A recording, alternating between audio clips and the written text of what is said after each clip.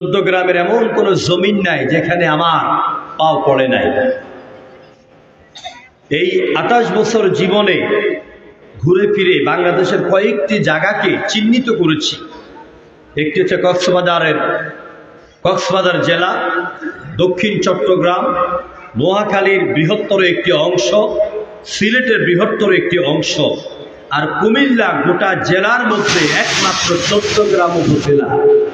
যে থানা, যে জেলার নামগুলি বলেছি, এই উপজেলা, এই জেলার যুবকেরা এই জমিনে দ্বীন কায়েমের জন্য অতীতে যেমন রক্ত দিয়েছে, আগামীতেও তারা রক্ত দেওয়ার জন্য প্রস্তুত আছে। রক্তের বিনিময়ে এই দেশে কোরআনের রাজ একদিন না একদিন কায়েম হবেই হবে, ঠিক কিনা বলে? যেই জমিনে সারা পৃথিবীর 38তম আলেম আল্লামা মতিউর রহমান নিজামী রক্ত ঝরেছে, যেই জমিনে বিষাক্ত সুইয়ের ফুস করার মাধ্যমে 50 বছর যাবত কোরআনের খাদেম আল্লামা সাইদিকে এই জমিনে কারাগারে রুদ্ধ রেখে মানুষের হক থেকে বঞ্চিত করেছে, এই জমিন আল্লামা সাইদি রক্তের বিনিময়, নিজামী রক্তের বিনিময়, অসংখ্য শহীদের রক্তের বিনিময় কোরআনের রাজ কায়েম হবেই হবে, হবেই হবে ইনশাআল্লাহ।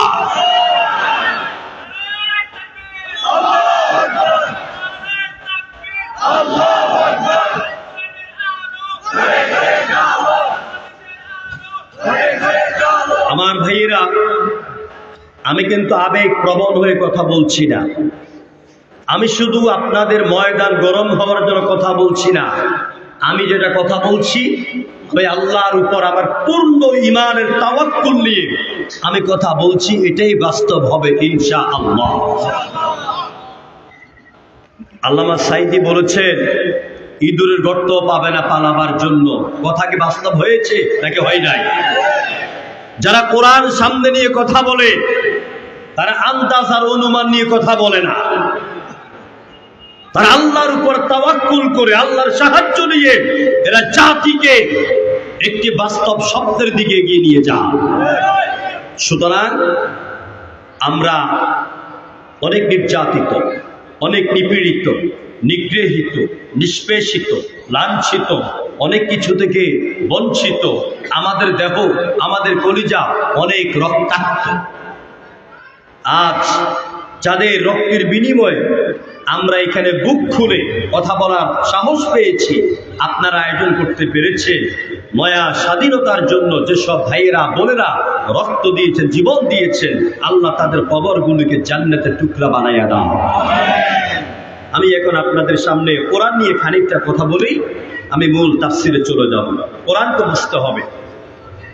কোরআনে কারীম হচ্ছে আল্লাহর পক্ষ থেকে বিশ্ব মানবতার জন্য এক মহাবিস্ময়।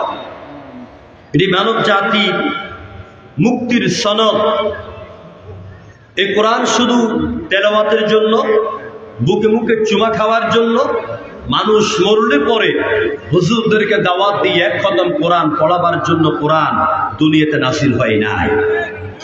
বরং দা Holi Quran is the hour constitution. পবিত্র কোরআন আমাদের সংবিধান। কোরআন কি? জোরে বলুন তো। সংবিধান, জোরে বলেন কি? সংবিধান। বাংলাদেশে একটা সংবিধান আছে, আছে কিনা বলেন? আছে।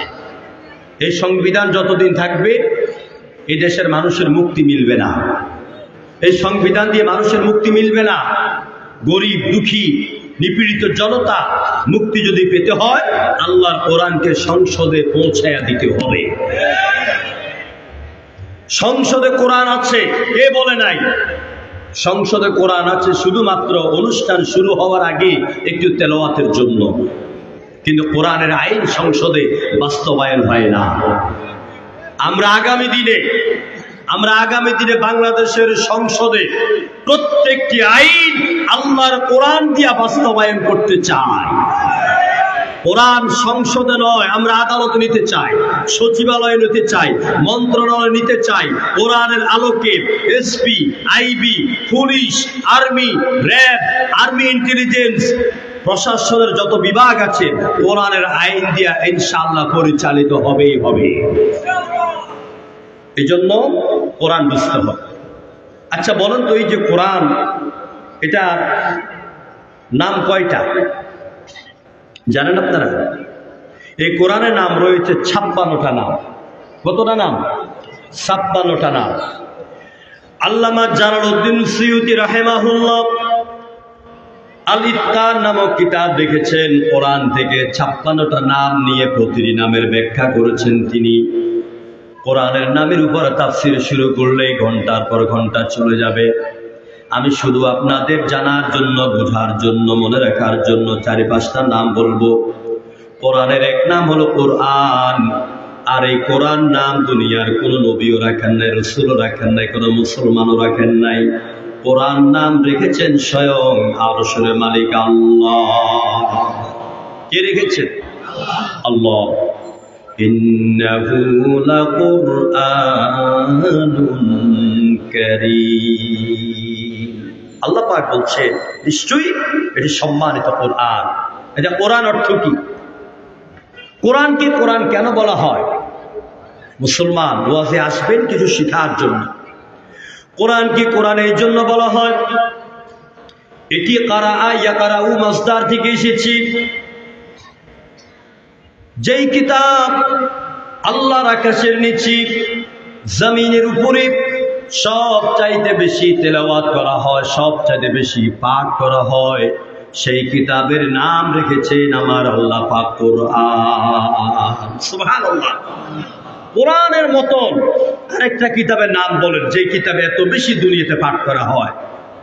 আমি ইন্ডিয়ার কৈলান শহরে আমি কয়েক হাজার হিন্দুদের সামনে চ্যালেঞ্জ করেছি, এই পৃথিবীতে যত ধর্মগ্রন্থ আছে, ত্রিপিটক, বেদ, বাইবেল, জিদাবেস্তা, উপনিষদ, মহাভারত, রামায়ণ, ভগবত গীতা, ঋগ্বেদ, অথর্বেদ, যজুর্বেদ, সামবেদ, কোন কিতাব সবগুলি মিল্লা বিগত 50 বছরে যেই পরিমাণ তেলাওয়াত হয়েছে, আমার মহাগ্রন্থ আল কোরআন শুধুমাত্র বছরে একটা মাস রমজান মাসে যে পরিমাণ তেলাওয়াত হয়, ওদের ওইসব কিতাব বিগত 50 বছরে আমার এক মাসের তেলাওয়াতের 10 ভাগের 1 ভাগও হয় না।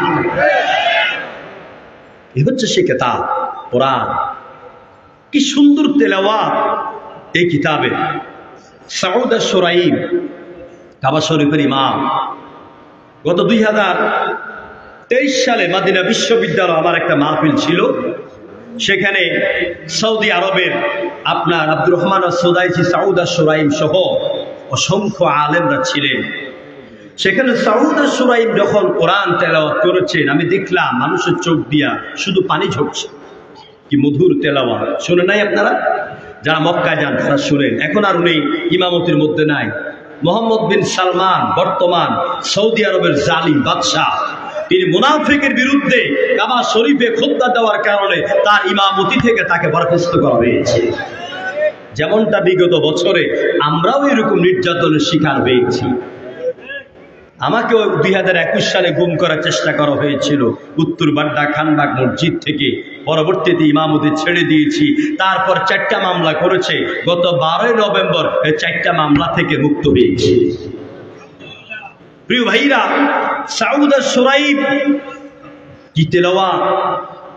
তিনি সূরা ফাতিহা এইভাবে তেলাওয়াত করেন, আলহামদুলিল্লাহি রাব্বিল আলামিন আর-রাহমানির রহিম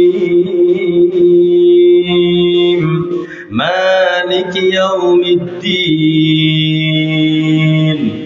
ইয়্যাকা না'বুদু ওয়া ইয়্যাকা নাস্তাঈন اهدنا الصراط المستقيم صراط الذين أنعمت عليهم غير المغضوب عليهم ولا الضالين।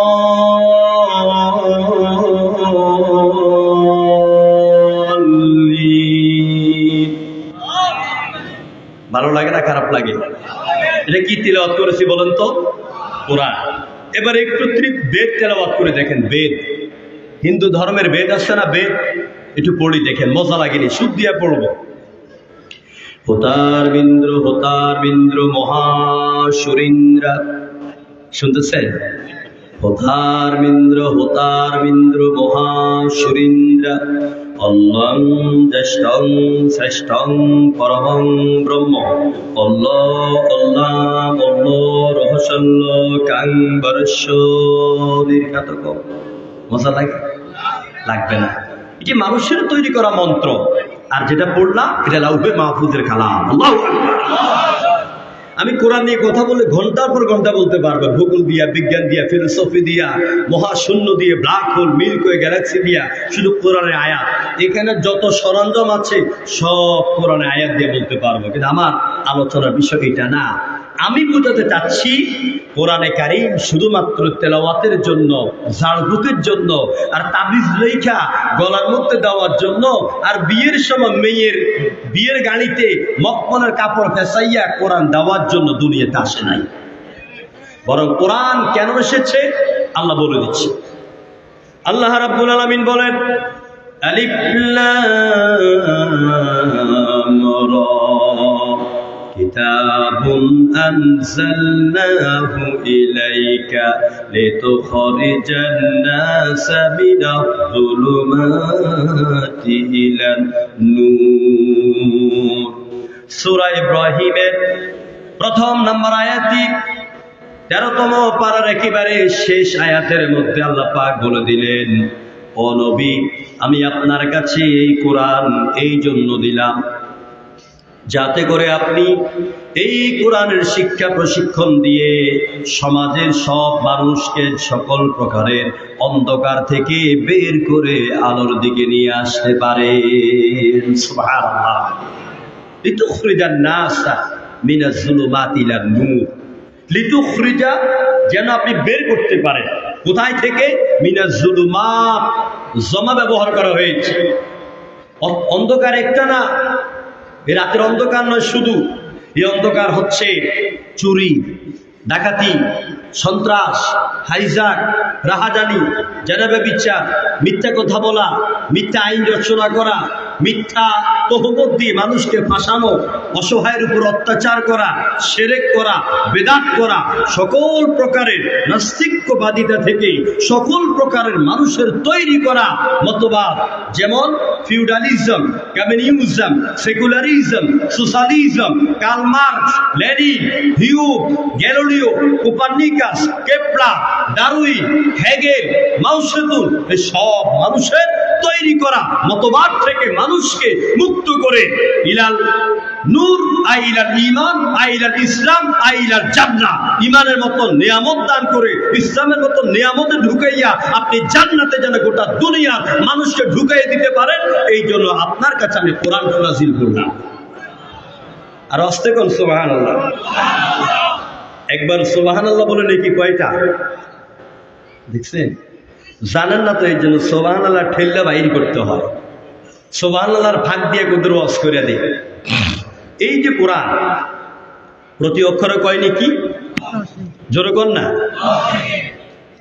قال النبي صلى الله عليه وسلم من قرأ حرفا من كتاب الله تعالى فله 10। হুজুর বলেছেন, যেই নারী বা যেই পুরুষ কোরআনের উপর ঈমান আনার পরে বুঝে হোক না বুঝে হোক একটা অক্ষর একটা হরফ তেলাওয়াত করবে, আল্লাহ পাক বিনিময়ে আমলনামায় 10 করে নেকি লিখে দেয়। আপনি যখন সুবহানাল্লাহ বললেন, এটা কোরআনে আছে নাকি নাই? আছে নাকি নাই? সুবহানাল্লাযী আসরা বিআবদিহি লাইলাম মিনাল মাসজিদিল হারামি ইলাল মাসজিদিল আকসা। আয়াত আছে না? আছে। তো সুবহান লিখতে 5 অক্ষর। বলতো কয় অক্ষর? সি, বা, হা, আলিফ, নুন, এগুলো 5 অক্ষর। আল্লাহ লিখতে 4 অক্ষর, 5 এ 4 9 অক্ষর। তা আপনি যখন হৃদয় থেকে একবার বলুন সুবহানাল্লাহ, হুজুরের হাদিস অনুযায়ী কম পক্ষে আপনার আমলনামায় 9 10 90 নেকি লেখা হয়ে যাচ্ছে। এখন অনেকে বলে নাই, সবাই জোরে বলেন তো সুবহানাল্লাহ। আরো জোরে বলেন সুবহানাল্লাহ। আপনারা বলবেন হুজুর 90 নেকির একটা নেকি হইল নি? আল্লাহ নবী বলেছেন কিয়ামতের ময়দানে কেউ যদি সব নেকি তার পূর্ণ হয়ে গেল আর একটা নেকি হলে পরে জান্নাতে চলে যাবে, বউর কাছে দৌড়াবে স্বামী, বউ বলবে কে তুমি, হু আর ইউ, আমি তো তোমাকে চিনি না। তুমি আমার স্ত্রী, কত গলার মালা, হাতের বালা, নাকের দুল, কানের ফুল, কত কিছু দিলাম, আমি তোমার স্বামী লাগি, তুমি আমার স্ত্রী। হাসরের ময়দানের কাঠিন্যতার কারণে, ভয়াবহতার কারণে স্ত্রী বলবে আমি তোমাকে চিনি না। কোরআনে কারীম বলে দিচ্ছে ইয়াউমা ইয়াফিরুল মারউ মিন আখিহি ওয়া উম্মিহি ওয়া আবিহি ওয়া সাহিবাতিহি ওয়া বানিহি। জোরে বল আল্লাহু আকবার। সবাই সবার থেকে পলায়ন করবে, কেউ একটা নেকি দিবে না। বিশ্বনবী বলছেন ওই সময় এই তাম পৃথিবীকে 10 বার বিক্রি করলে, কতবার? 10 বার বিক্রি করলেও একটা নেকি কিনতে পাবেন না। 10 বার পৃথিবী বিক্রির মূল্য দিয়া একটা নেকি আপনি পাবেন না। তাই এই জায়গার মধ্যে যদি সুবহানাল্লাহ বলেন, আলহামদুলিল্লাহ বলেন, আল্লাহু আকবার বলেন, হয়তো এই নেকিগুলি কিয়ামতের দিন আমার আপনার জন্য নাজাতের ওসিলা হয়ে যাবে। এই জন্য 4টি বাক্যে তাসবিহ পড়বেন বেশি করে। কয়টা বাক্যে ভাই? হাদিসে আসছে সুবহানাল্লাহ, আলহামদুলিল্লাহ, লা ইলাহা ইল্লাল্লাহ, আল্লাহু আকবার। কয়টা বাক্য? এই 4টি বাক্য দিয়ে আল্লাহ জিকির করবেন উঠতে বসতে। তো বলতেছিলাম কোরআনে কারীম আল্লাহ রাব্বুল আলামিন দিলেন মানুষকে অন্ধকার থেকে মুক্ত করে আলোর জন্য, আলোর দিকে আনার জন্য আল্লাহ পাক কোরআন দিলেন। বিশ্বাস করুন এই কোরআনের শিক্ষা ছাড়া সমাজে ভালো মানুষ তৈরি করা যায় না, কোরআনের ইলম ছাড়া ভালো নেতা হওয়া যায় না। যেই নেতাদের আমলের মধ্যে, সার্টিফিকেটের মধ্যে অক্সফোর্ড ইউনিভার্সিটির বিভিন্ন ধরনের সার্টিফিকেট আছে, ঢাকা বিশ্ববিদ্যালয়ের সার্টিফিকেট আছে, কিন্তু তার কোরআনের একটা সার্টিফিকেট নাই। এই সব নেতারা যখন সংসদে যায় তখন তারা এই দেশের লাখো কোটি টাকা, হাজার কোটি টাকা আত্মসাৎ করে বিদেশে পালায়। যখন ঠিক কিনা? এরা মানুষের উপর অত্যাচার করে, এরা নির্যাতন করে, এরা মানুষের সম্পদ আত্মসাৎ করে, এরা মানুষকে খুন করে, কারণ তার ভিতরে ইলমে কোরআন নাই। এই জন্য লোকটা ভালো নেতা হইতে পারে নাই। ভালো নেতা যদি হইতে হয় অবশ্যই তার ইলমের ভিতরে, তার সার্টিফিকেটের ভিতরে কোরআন লাগবে। যখন ঠিক কিনা? বাহিরের শুকরের এবং শকুরের কালো নজর পড়েছিল বিগত 15 বছরে। শেষ পর্যায়ে এসে তারা নাস্তিকবাদী শিক্ষাকে এই দেশে প্রচার প্রসার করার জন্য তারা শিক্ষা ব্যবস্থা কায়েম করার চেষ্টা করলো যে শরীফ থেকে শরীফা হয়ে যাবে। অর্থাৎ ছেলে মেয়ে যদি আনন্দে এক অপরের সাথে মিলামেশা করে, সমস্যা কি? শরীফ আইসা কবে আমি তো চোখ বন্ধ করে শরীফা হয়ে গেছি, আমি এখন তোমার সাথে তোমাকে ব্যবহার করব। এইভাবে জেনা ব্যভিচারের রাস্তার কুত্তা আর কুত্তনির চরিত্রকে এই দেশে অধিষ্ঠিত করার জন্য যারা চেষ্টা করেছিল তাদের উপর থেকে 2024 সালে আল্লাহর পক্ষ থেকে পাঠানো ছাত্র ছাত্রী নামক আবাবিল পাখির মাধ্যমে গজব দিয়া জমিন থেকে আল্লাহ তাদেরকে উৎখাত করেছে। প্রিয় বন্ধুগণ, এটা আল্লাহর ওলির দেশ। কার দেশ এটা? এই দেশে নাস্তিক্যবাদী শিক্ষা কখনো প্রতিষ্ঠা করা যাবে না। ডক্টর ইউনূস সাহেব, আপনাকে আমরা অন্তর্বর্তীকালীন সরকার বানিয়েছি। বেশ কিছুদিন আগে তিনি আরেকটি শিক্ষা কমিশন ইউনিট তিনি গঠন করেছেন। আমরা তাকায়া দেখলাম যে তাদের মধ্যে 3 ভাগের 2 ভাগ সব আগের নাস্তিক বসা। আমরা আন্দোলন করেছি, আমরা প্রতিবাদ জানিয়েছি, আমরা মিটিং করেছি। এই শিক্ষা কমিশন এটা কখনো থাকতে পারবে না। এই শিক্ষা কমিশনের মধ্যে অবশ্যই বাংলাদেশের খ্যাতনামা আলেমদেরকে ঢুকাইতে হবে, কারণ যারা নাস্তিক তাদের দ্বারা ভালো শিক্ষা ব্যবস্থা কায়েম হবে না। এটা আল্লাহর ওলির দেশ, এটা শাহজালালের দেশ, এটা শাহ মাকদুমের দেশ। চিল্লায় ঠিক কিনা? এই দেশকে নিয়ে সিনিমিনি খেলতে দেওয়া যাবে না। এই ওলি আল্লাহর বাংলাদেশে এই ওলি আল্লাহর বাংলাদেশে শহীদ গাজীর বাংলাদেশ রহম করুন আল্লাহ, রহম করুন আল্লাহ। যখন আমিন। আল্লাহ আপনার প্রেমে শহীদ যারা, আপনার প্রেমে শহীদ যারা, আমরা তাদের বংশধর, আমরা তাদের বংশধর, তাদের পথে কবুল করুন আল্লাহ, কবুল করুন আল্লাহ। এই ওলি আল্লাহর বাংলাদেশে শহীদ গাজীর বাংলাদেশ রহম করুন আল্লাহ, রহম করুন আল্লাহ। এই শাহজালালের বাংলাদেশ, শাহ মাখদুমের বাংলাদেশ, ঠিক কিনা? আল্লামা সাঈদীর বাংলাদেশ, আজিজুল হক সাহেবের বাংলাদেশ, ঠিক কিনা? রহম করুন, কবুল করুন, কবুল করুন আল্লাহ, কবুল করুন আল্লাহ। সুতরাং এই বাংলাদেশে ইসলামের শিক্ষা ব্যবস্থাকে তন্দ্রে তন্দ্রে রন্ধ্রে রন্ধ্রে ঢুকাইয়া দিতে হবে। রাজি আছেন আপনারা?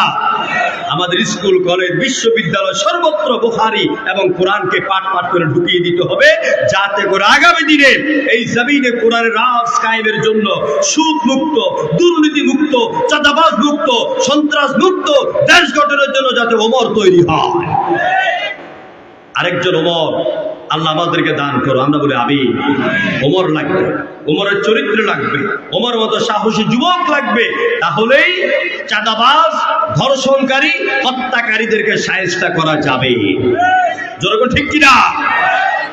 ওমর লাগবে। আল্লাহর কাছে দোয়া করবো আমরা, দাও খোদা দাও আমায় আবার ওমর দরাজ দিল, দাও খোদা দাও আমায় আবার ওমর দরাজ দিল, দাও আলীর মতন বীর সেনানি, আলীর মতন বীর সেনানি জাগাতে নিখিল, দাও খোদা দাও আমায় আবার ওমর দরাজ দিল। জোরে আমিন, আর জোরে আমিন। আসুন আমরা এবার কোরআনে কারীম থেকে কিছু কথা আলোচনা করব। কষ্ট হবে আপনাদের? খারাপ লাগতেছে? বিরক্ত লাগতেছে? সবাই একটু জোরে সোরে পড়েন লা ইলাহা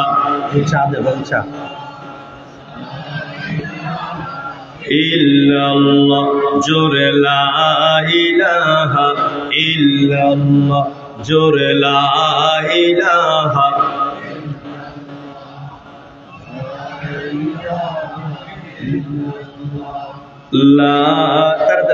অল্প করে দিয়ে লা ইলাহা ইল্লাল্লাহ, জোরে লা ইলাহা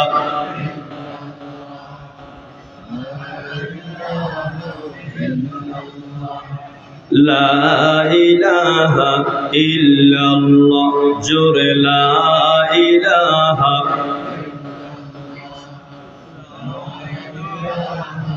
দ্রুত দ্রুত দেন ভাই, চিনি একদম কম, সামান্য ডায়াবেটিস তো, চিনি কম দেন, কম দেন। লা ইলাহা ইল্লাল্লাহ, জোরে লা ইলাহা সুবহানাল্লাহ ওয়াল হামদুলিল্লাহ।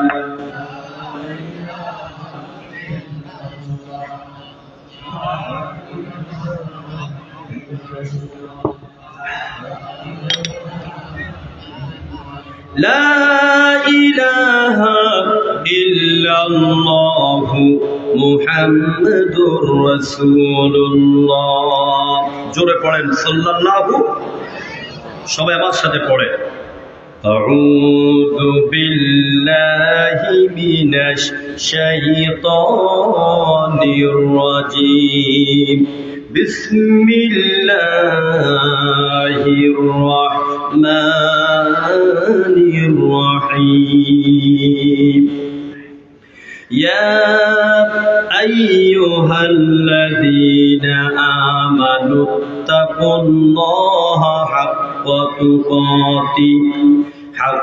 তুকাতিহি ওয়া লা তামুতুন্না ইল্লা ওয়া আনতুম মুসলিমুন। সাদাকাল্লাহুল আযীম। সূরা আল ইমরান 102 নম্বর আয়াত আপনাদের খেদমতে তেলাওয়াত করেছি। কোরআনে কারীমের ৪র্থ পারা ৩ নম্বর সূরা। এটি আল ইমরান হচ্ছে হযরত মরিয়মের বাবার নাম। আবার হযরত মূসার বাবার নাম ছিল আল ইমরান। ইমরান বংশধরের নামেই আল্লাহ পাক এই সূরাটি নাজিল করেছে। এই সূরার মৌলিক বিষয় হচ্ছে তাওহীদ, আল্লাহর একত্ববাদ নিয়ে, এবং ইসলামের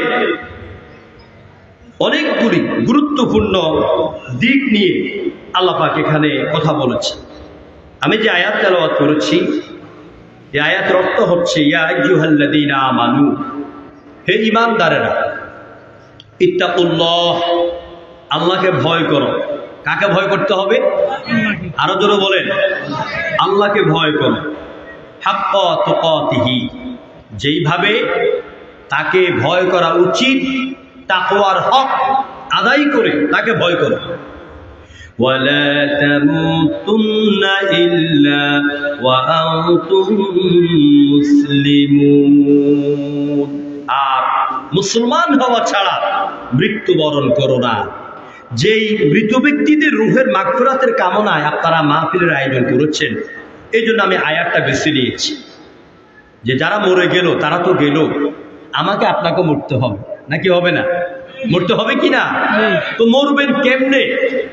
কোন কোন কোয়ালিটি অর্জন করে আল্লাহ মরার কথা বলেছেন, সেই কোয়ালিটির কথা আপনাদের সামনে আমি আলোচনা করব ইনশাআল্লাহ। যদি উঠা বসা না করেন, একেবারে পেশাব পায়খানা ধরলে উঠবেন, নতুবা এখন থেকে আর সর্বোচ্চ আধা ঘন্টা পৌনে 1 ঘন্টা আমরা কথা বলবো। কেউ দয়া করে উঠা বসা করবেন না।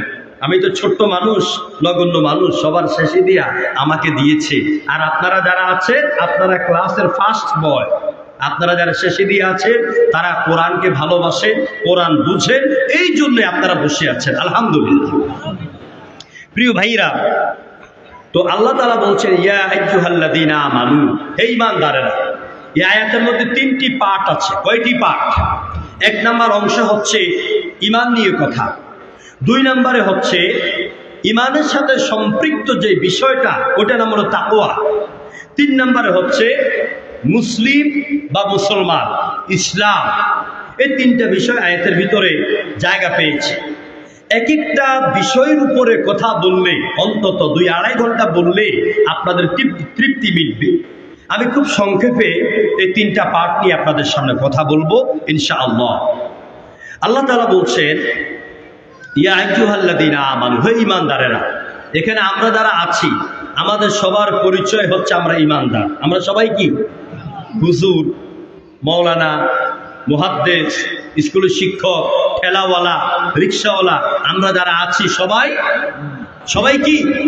ঈমানদার। এখন ঈমানতে আনছি আমরা, এই ঈমান অর্থ কি? আমরা কিন্তু সবাই বুঝে শুনে ঈমান আনি নাই। যেইভাবে আল্লাহ বলছেন আমিনু কামা আমানান নাস, আমিনু আমর সিগা, ঈমান আনো, কামা আমানান নাস, লোকরা যেইভাবে বুঝে শুনে ঈমান এনেছে। এখানে কামা আমানান নাস, লোকরা ঈমান এনেছে। লোক কারা? আমি প্রায় 17টা তাফসিরের পৃষ্ঠা উল্টেছি এই আয়াতের ব্যাখ্যা দেখার জন্য। 17টা তাফসিরের ভিতরে সব জায়গায় এই নাস বলে আল্লাহ বুঝিয়েছেন আবু বকর, ওমর, উসমান, আলী, খাব্বাব, খুবাইব, আম্মার, বেলাল, এইসব, খাদিজা, ফাতেমা, এইসব লোকদেরকে আল্লাহ বুঝিয়েছে। এরা বুঝে শুনে যেইভাবে ঈমান এনেছে, তোমরাও সেইভাবে বুঝে শুনে ঈমান আনো। আমরা যারা এখানে আছি ভাই, আমরা কি সবাই বুঝে শুনে ঈমান এনেছি? কথার জবাব দেন না। আমরা ঈমান এনেছি। আমি মুসলমান পরিবারে জন্মগ্রহণ করেছি। আমার আব্বা মুসলমান, আমার আম্মা মুসলমান, আমার দাদা মুসলমান, দাদি মুসলমান, আব্বা আম্মা ঈমানদার, আমি ঈমানদারের ঘরের ঈমানদার। এইভাবে আমরা ঈমানদার।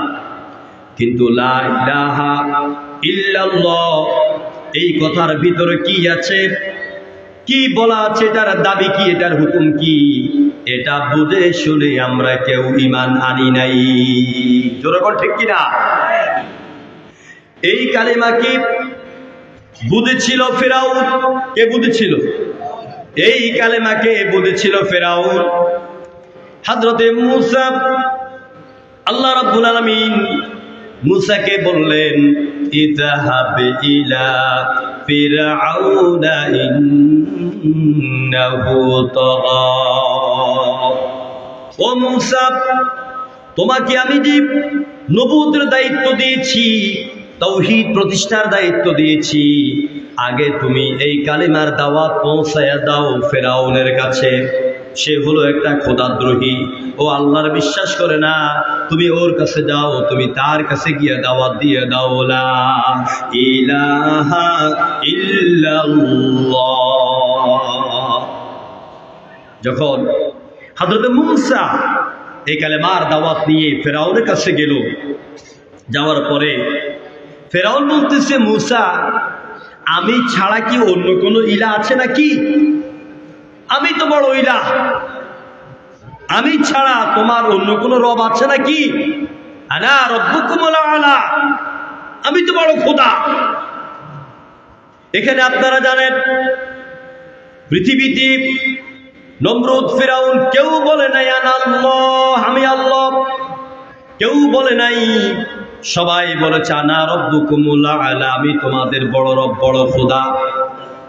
যখন হযরতে মূসা ফিরাউনের কাছে কালেমার দাওয়াত দিল, এবার ফিরাউন বলল, মূসা, তুমি এই কালেমার দাওয়াত আমাকে দিও না, আমি ছাড়া তোমার কোনো ইলাহ নাই, কোনো রব নাই।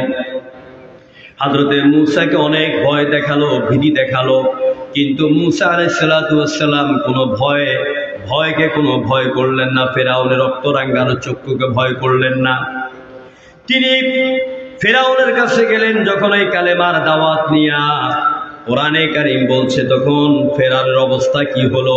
ফিরাউন আল্লাহ পাক বলেন, ওয়ালাকাদ আরসালনা মূসা বিআয়াতিনা ওয়া সুলতানিন মুবিন। আমি যখন মূসাকে স্পষ্ট দলিল দিয়া ফিরাউনের কাছে পাঠাইলাম, তখন ফিরাউন বলল, কি বলল? ইলা ফিরআউনা ওয়া হামানা ওয়া কারুনা ফাকালা সাহিরুন কাযযাব। ফিরাউনের কাছে যখন মূসা এক ইলার দাওয়াত দিলেন, তখন ফিরাউন বুঝতে পেরেছে মূসা আমাকে কোন ইলার দাওয়াত দেয়। এই জন্য ফিরাউন মূসাকে বলল, মূসা তুমি জাদুকর, তুমি কাযযাব, তুমি মিথ্যাবাদী। জোরে বলো নাউযুবিল্লাহ। যুগে যুগে যত নবী, যত রাসূল রাষ্ট্রীয় প্রধানের কাছে লা ইলাহা ইল্লাল্লাহর দাওয়াত দিয়েছেন, ব্যাখ্যা করে বুঝিয়েছেন, তখন সে রাষ্ট্রপ্রধানেরা নবীদের উপরে, রাসূলদের উপরে এবং রাসূলদের অনুসারী উম্মতের উপরে রাষ্ট্রপ্রধানেরা অত্যাচার করেছে নাকি করে নাই? আর কথা বলে না, করেছে না করে নাই? অত্যাচার করেছে। যেমন মূসা আলাইহিস সালাম ফিরাউনের সামনে যাইয়া বলল, লা ইলাহা ইল্লাল্লাহ, আল্লাহ ছাড়া কোনো ইলাহ নাই। এবার ফিরাউন ইলাহ শব্দের ব্যাখ্যা বুঝতে পেরে তিনি বললেন, ফালাম্মা জাআহুম বিল হাক্কি মিন ইনদিনা। যখন মূসা আমি আল্লাহর পক্ষ থেকে হকের দাওয়াত নিয়া, অর্থাৎ লা ইলাহা ইল্লাল্লাহর দাওয়াত নিয়া ফিরাউনের কাছে গেল, তখন ফিরাউন কি বলল? ফিরাউন বলল, ক্বালু কুতুলু আবনাআল্লাযীনা আমানু মাআহু ওয়াস্তাহইয়ু নিসাআহুম ওয়া মা কাইদুল কাফিরিনা ইল্লা ফি যালাল। ফিরাউন বলছে মুসা যে ইলার দাওয়াত দেয় তার এই ইলার দাওয়াত বন্ধ করতে হবে। তার দলে যারা আছে এবং তার দলের এই মুসলিম পরিবারে যত সন্তান জন্মগ্রহণ করছে সবগুলিকে হত্যা করো। যারা মুসার সাথে ঈমান এনেছে তাদেরকে হত্যা করো, আর নারীগুলিকে মেয়েগুলিকে জীবন্ত রাখো। ওদের সাথে আমরা বড় হলে পুষ্টি করবো, যেরকম নাউজুবিল্লাহ। তাহলে ফেরাউনের দলের চরিত্র দেখেন। ফেরাউনের দলের চরিত্র হচ্ছে, যখনই এই সমাজে এই রাষ্ট্রে আমরা বলি লা ইলাহা ইল্লাল্লাহ, অর্থ কি? কোন ইলাহ নাই। ইলাহ অর্থ কি জানেন না আপনারা? ইলাহ মানে না, সবাই জানেন না। ইলাহ মানে আল্লাহ না। ইলাহ শব্দের অর্থ আইনদাতা, ইলাহ শব্দের অর্থ জীবনদাতা, ইলাহ শব্দের অর্থ মরণদাতা, ইলাহ শব্দের অর্থ আশ্রয়দাতা, ইলাহ শব্দের অর্থ হুকুমদাতা, ইলাহ শব্দের অর্থ হলো সার্বভৌমত্বের মালিক। সার্বভৌমত্বের মালিক কে? আর জোরে কর না ভাই। আপনারা কথা না বলে আমি ছেড়ে দিব, কষ্ট হচ্ছে আপনাদের। আমি কিন্তু আজগুবি ইচ্ছা কাই না। যতক্ষণ কথা বলবো কোরআন দিয়ে কথা বলবো, বুঝার মতন মন লাগবে, ইচ্ছা শক্তি লাগবে। আমরা লা ইলাহা ইল্লাল্লাহ তো বুঝি না। এই লা ইলাহা ইল্লাল্লাহ না বুঝার কারণেই আমাদের যত ধরনের বিপদ। এই বাংলাদেশের জমিনে, চট্টগ্রামের ফেরেট ময়দানে, কুমিল্লার ঈদগাহ ময়দানে, ঢাকার পল্টন ময়দানে, সিলেট আলিয়া মাদ্রাসার ময়দানে, খুলনা আলিয়া মাদ্রাসার ময়দানে, ফেনীর ময়দানে, চট্টগ্রামের বাতিশা হাই স্কুলের ময়দানে এই লা ইলাহা ইল্লাল্লাহর ব্যাখ্যা করার কারণেই আমাদের উপর এত নির্যাতন, এত জুলুম হয়েছে। যেরকম ঠিক কিনা? এখানে বুঝাবুঝির বিষয়। গত 15 বছরে ঢাকার সরোয়ার্দী উদ্যানে কেউ কেউ লা ইলাহা ইল্লাল্লাহর দাওয়াত দিয়েছেন, তাদেরকে বড় বড় সমাবেশ করার অনুমতি দেওয়া হয়েছিল। কিন্তু আমরা যারা লা ইলাহা ইল্লাল্লাহর দাওয়াত দেই, আমাদেরকে অনেক জায়গায় আমাদের মাহফিলে 100% চালু করেছে। এর কারণ কি? লা ইলাহা ইল্লাল্লাহ কালামা একটা, এটার আমল করেছে 2 ভাগে বিভক্ত। যেরকম ঠিক কিনা? ধরুন আমি উদাহরণটা এইভাবে দিই। কোন একজন বুজুর্গ মানুষ মাথার মধ্যে পাগড়ি বেঁধে, হাতের মধ্যে আপনার 1000 দানার তসবিহ নিয়া তিনি যদি সংসদ ভবনের সামনে দাঁড়িয়ে দাঁড়িয়ে জিকির করেন লা ইলাহা ইল্লাল্লাহ, লা ইলাহা ইল্লাল্লাহ, লা ইলাহা ইল্লাল্লাহ। প্রধানমন্ত্রী, প্রেসিডেন্ট যখন ঢুকবেন, ঢুকার সময় বলবে ভিক্ষুকরে 5000 টাকা দিয়ে দাও আল্লাহওয়ালা মানুষ।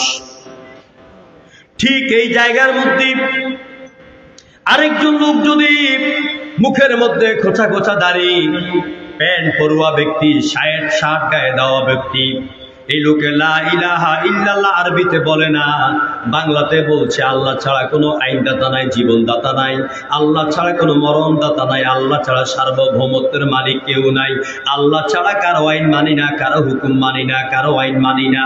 এইরকম জিকির করার কারণে এই লোকটাকে 5000 টাকা ভিক্ষা দিবে নাকি বলবে ওকে ধরো লাল করে ঢুকাইয়া দাও। চিল্লাই ঠিক কিনা? লা ইলাহা ইল্লাল্লাহর দাওয়াত এ ব্যাখ্যা করে বুঝাবার কারণেই আমাদেরকে বিগত দিনে কারাগারে যেতে হয়েছে। ঠিক কিনা কর? কারণ আমরা মানব রচিত কোনো মতবাদ মানি না, আমরা মানুষের তৈরি করা কোনো আইন মানি না। মানুষের তৈরি করা আইন মানা ইমানের দাবি নয়। যারা ফিউডালিজম, সেকুলারিজম, ন্যাশনালিজম, এরপর ধর্মনিরপেক্ষ মতবাদ, সেকুলারিজম, এইসব আইন মানবে, তাদের ইমান থাকবে না, তাদের ইমান থাকবে না, তাদের ইমান থাকবে না। ঈমান আনার পরে আপনাকে অবশ্যই আল্লাহর আইন মানতে হবে। আল্লাহর আইনের বাহিরে কোনো আইন মানি না, মানা চলবে না। এটা হচ্ছে ঈমানের দাবি। মূসা আলাইহিস সালাম তিনি যখন এই কালিমা দাওয়াত দিলেন, ফিরআউন বলল ধরো, হত্যা করো। এরপরে মূসা যখন তার দাওয়াত থামাচ্ছে না, কোনো ভয় ভীতি পাচ্ছে না, এবার ফিরআউন বলল ওয়াকালা ফিরআউনু দারুনি ইয়াকতুল মূসা ওয়ালিয়াদউ রাব্বাহু।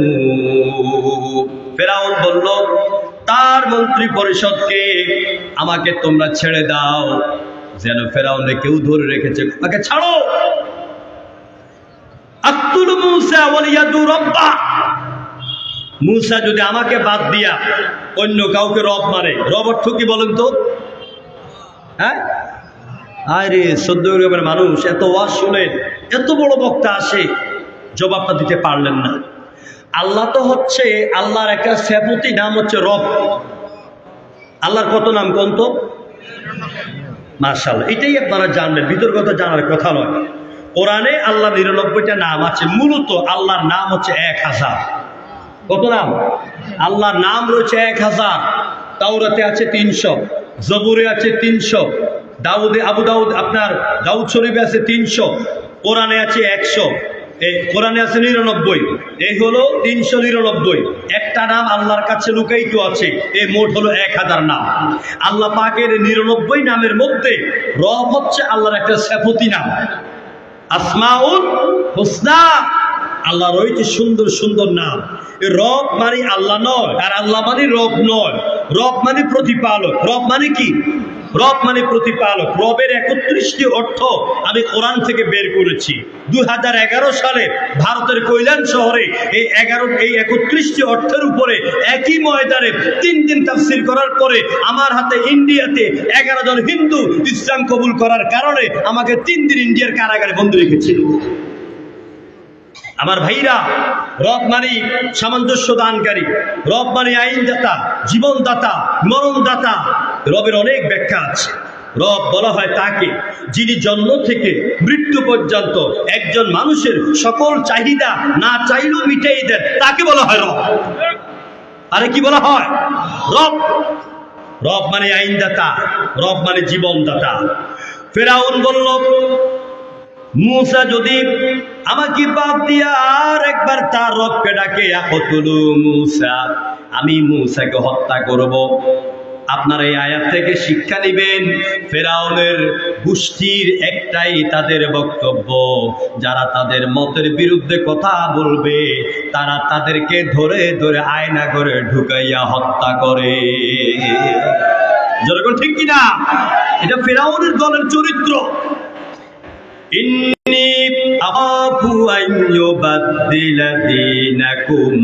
আমি ভয় করি মূসা যদি যে দাওয়াত দিচ্ছে না জানে মূসা রাষ্ট্রের অবস্থা পরিবর্তন করে দেয়, আও আইয়ুযহিরা ফিল আরদিল ফাসাদ, এই জমিনে আমার আইনকে বাদ দিয়ে দিবে। ওরা ওদের রবের আইনকে প্রতিষ্ঠা করলে আমার সব আইন নস্যাৎ হয়ে যাবে, জমিনে ফাসাদ সৃষ্টি হবে। ওরা আল্লাহর আইন, রবের আইন যদি প্রতিষ্ঠা করে, সুদ চলবে না, ঘুষ চলবে না, মারামারি চলবে না, জানে ব্যভিচার চলবে না, যৌতুক চলবে না, ওজনে কম দেওয়া চলবে না, চাঁদাবাজি চলবে না। আমরা দেখতে পাচ্ছি বাংলাদেশে এখন জায়গায় জায়গায় একদল নতুন করে চাঁদাবাজি শুরু করেছে।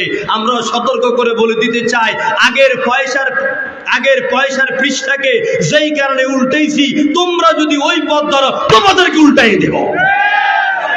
কারণ এই জমিনে চাঁদাবাজি চলবে না, এই জমিনে মারামারি চলবে না, এই জমিনে অত্যাচার চলবে না, সন্ত্রাস চলবে না। আমাদের ছাত্র ভাই বোনদের রক্ত চাঁদাবাজকে আবার ক্ষমতা দেওয়ার জন্য রক্ত দেওয়া হয় না। এটাকে কোরআনের শাসন কায়েম করা হবে, এই জমিনে আল্লাহর আইন প্রচলিত হবে ইনশাআল্লাহ। ইমানের দাবি হচ্ছে এটা, হয় বাঁচবো না হয় মরবো। মরতে যদি হয় শহীদ হয়ে মরতে চাই, যেরকম ঠিক কিনা? মরতেই হবে যখন শহীদি মরণ দিও আমাকে, শাহাদাতি জানি শুধুই জীবন, সে জীবন দিও আমাকে। মরতেই হবে যখন শহীদি মরণ দিও আমাদের। আমিন। আল্লাহ আমাদেরকে শহীদে মত দান করুন। তাহলে আমরা এখান থেকে কি শিখলাম? ইমানের দাবি হচ্ছে ইমানের অর্থ হচ্ছে আইনদাতা, জীবনদাতা, মরণদাতা। লা ইলাহা ইল্লাল্লাহ, আল্লাহ ছাড়া আইনদাতা নাই। লা ইলাহা ইল্লাল্লাহ, আল্লাহ ছাড়া জীবনদাতা নাই। লা ইলাহা ইল্লাল্লাহ, আল্লাহ ছাড়া রিজিকের মালিক কেউ নাই। লা ইলাহা ইল্লাল্লাহ, আল্লাহ ছাড়া আমাদেরকে বাঁচাবার মালিক কেউ নাই। কথা বুঝতে পেরেছে? আমানু, যারা আল্লাহর উপর ঈমান আনে, এই ঈমান বুঝে শুনে আনতে হবে। ঈমান অর্থ কি? ঈমান অর্থ হচ্ছে বিশ্বাস করা। ঈমান অর্থ হচ্ছে আনুগত্য করা। আবার আনুগত্যকে আরবিতে বলা হয় আল ইনকিয়াদ। আবার আল ইনকিয়াদ দুই প্রকার, ইনকিয়াদে যাহিরি, ইনকিয়াদে বাতিনি। প্রকাশ্য আনুগত্য, গোপনী আনুগত্য। গোপনী আনুগত্যের নাম ঈমান, প্রকাশ্য আনুগত্যের নাম হলো ইসলাম। ইয়া আইয়ুহাল্লাযীনা আমানু, হে ঈমানদারেরা, যারা আল্লাহর উপর ঈমান এনেছো, বিশ্বাস করেছো, আনুগত্য করেছো। ঈমানের আরেক অর্থ হচ্ছে আল খুদুউন, বিনীত হওয়া। ঈমানের আরেক অর্থ হচ্ছে তাসদীকুন, স্বীকৃতি প্রদান করা। আমরা আমাদের জীবনের বিনিময়ে আমরা বলবো আল্লাহ এক। আল্লাহ কয়জন? আল্লাহ কয়জন? আল্লাহু আল্লাহু আহাদ, আল্লাহুস সামাদ। পড়েন সবাই, আল্লাহু আল্লাহু আহাদ, আল্লাহুস সামাদ, লাম ইয়ালিদ ওয়া লাম ইউলাদ ওয়া লাম ইয়াকুল লাহু কুফুয়ান। নবী আপনি বলুন আল্লাহ এক এবং একক। তিনি নিরঙ্কুশ, তিনি বেনিয়াজ, তিনি কাউকে জন্ম দেন নাই, তাকে কেউ জন্ম দেয় নাই। আকাশ আর জমিনে আল্লাহর সমকক্ষ আর কেউ নাই। সুবহানাল্লাহ। আমার ভাইয়েরা, পরিভাষা ঈমান কাকে বলা হয়? জমহুর উলামায়ে কেরামগণ বলেন হুয়া তাসদীকু বিল জিনান ওয়াল ইকরারু বিল লিসান ওয়াল আমালু বিল আরকান। মুখ দিয়ে বলবা, কলজা দিয়ে বিশ্বাস করবে, আর কাজে বাস্তবায়ন করবে। এই তিনটা সমন্বয়ের নাম হলো ঈমান। যেই কথা আপনি বললেন লা ইলাহা ইল্লাল্লাহ, আল্লাহ ছাড়া কোনো আইনদাতা নাই, জীবনদাতা নাই।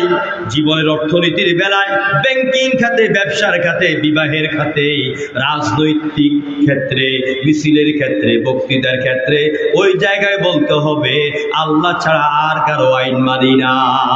ঠিক কিনা বলে? প্রিয় ভাইয়েরা, ঈমানের লম্বা আলোচনা আমি সংক্ষেপে আপনাদেরকে বোঝাচ্ছি। আল্লাহর উপর ঈমান আনতে গেলে, আল্লাহর উপর পরিপূর্ণ ঈমান আনলে পরে আমাকে আপনাকে কঠিন পরীক্ষায় নিমজ্জিত হতে হবে, পরীক্ষা দিতে হবে। ক্লাসে পরীক্ষা না দিলে যেমন ছাত্ররা সামনের ক্লাসে উঠতে পারে না, ডিগ্রি অর্জন করতে পারে না, সার্টিফিকেট অর্জন করতে পারে না, তেমনি ভাবে লা ইলাহা ইল্লাল্লাহ এই কথা বিশ্বাস করার পরে প্রত্যেক মুমিন পরীক্ষা দিতে হবে। أحسب الناس أن يتركوا أن يقولوا آمنا وهم لا يفتنون। সূরা আল-আনকাবুতের প্রথম নাম্বার আয়াতে আল্লাহ পাক বলেন, লোকেরা কি মনে করেছে নাকি আমি ঈমান এনেছি, আল্লাহর উপর আমি বিশ্বাস করেছি, এই কথা বললে আমি তাদেরকে এমনি এমনি ছেড়ে দিব না, আমি অবশ্যই তাদেরকে পরীক্ষা করব। সুবহানাল্লাহ। কি করবেন? কি করবেন? পরীক্ষা করবেন। পরীক্ষা কি দিয়ে করবেন? ওয়ালা নাবিলুওয়ান্নাকুম বিশাইইন মিনাল খাউফ মিনাল খাউফি ওয়াল জু'i ওয়া নাকসিম মিনাল আমওয়ালি ওয়াল আনফুসি ওয়াত সামারাত। আমি অবশ্যই তোমাদেরকে পরীক্ষা করব, ভয় দিয়ে করব, ফল ফলাদি নষ্ট করে করব। বাতিলেরা, জালিমেরা তোমাদের দোকান ভেঙে দিবে, চাকরি থেকে উৎখাত করবে, স্কুলে আসতে দিবে না, মসজিদে আসতে দিবে না, এলাকায় আসতে দিবে না, দোকানদারি করতে দেবে না, রাস্তা দিয়ে চলতে দেবে না, বাড়িতে ঘুমাইতে দেবে না, কলেজে ক্লাস করতে দেবে না। তোমাদের জীবনের উত্থান পতন তারা ঠেকাইয়া দিবে। এই জন্য আমি আল্লাহ পাক তোমাদেরকে বহু রকমের পরীক্ষা করব। সেই পরীক্ষার মধ্য থেকে যদি তোমরা ঈমানের উপর অবিচল থাকতে পারো, অটুট থাকতে পারো, ভয় পেয়ে বাতিলের কাছে মাথা নত না করো, ওয়াবাশশিরিল মুমিনিন, এই সব মুমিনদেরকে নবী আপনি জান্নাতের সুগ্রানের খবর দিয়ে দেন, জান্নাতের সুসংবাদের খবর দিয়ে দেন। আমরা বিগত দিনে অনেক সয়েছি, আমরা অনেক জ্বলেছি, অনেক পড়েছি। আমাদের আরো জ্বলতে হবে, আরো ধৈর্যের পরীক্ষা দিতে হবে, আমাদেরকে আরো চিন্তা ভাবনা করে কথা বলতে হবে, পথ এগুতে হবে। আমাদের সফলতার রাস্তা এখন অনেক দূরে। চিল্লা বলেন ঠিক কিনা? এই জন্য পূর্ণ ইমানদার হতে হবে। ইমান আনতে গেলে, ইমানের রাস্তা চলতে গেলে অনেক বিপদের সম্মুখীন হতে হবে, এমনকি জীবনটাও দেওয়া লাগবে। আমি একজন সাহাবীর কাহিনী বলে আমি সামনের অংশে চলে যাব। হযরতে মুসআব ইবনে উমাইর, আপনারা হয়তো নাম শুনেছেন, মুসআব ইবনে উমাইর। জোরে বলো তো কি নাম? মুসআব ইবনে উমাইর। এই মুসআব রাদিয়াল্লাহু তাআলা আনহু ছিলেন ধনাঢ্য ব্যক্তির সন্তান। কিতাবের ভিতরে এলো তিনি যে রাস্তা দিয়ে হেঁটে যেতেন এমন সুঘ্রাণ, এমন সেন্ট তিনি ব্যবহার করতেন, আধা ঘন্টা 1 ঘন্টা যাবত ওই এলাকার সুগন্ধে মুখরিত থাকতো।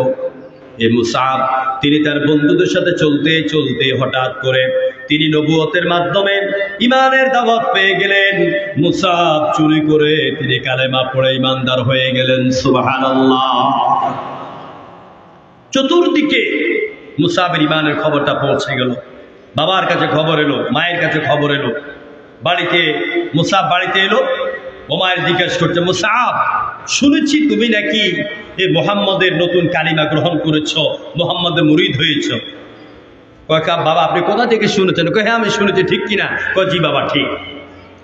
আমি যে মুহাম্মদের উপর ঈমান এনেছি, আল্লাহর উপর ঈমান এনেছি, এই ঈমান আমাকে মিথ্যা বলতে শিখায় না। অথচ আমরা যারা এখন ঈমানদার সমাজে, আমরা মিথ্যা কথা বলা ছাড়া পেটের ভাতও হজম হয় না। যেরকম ঠিক কিনা?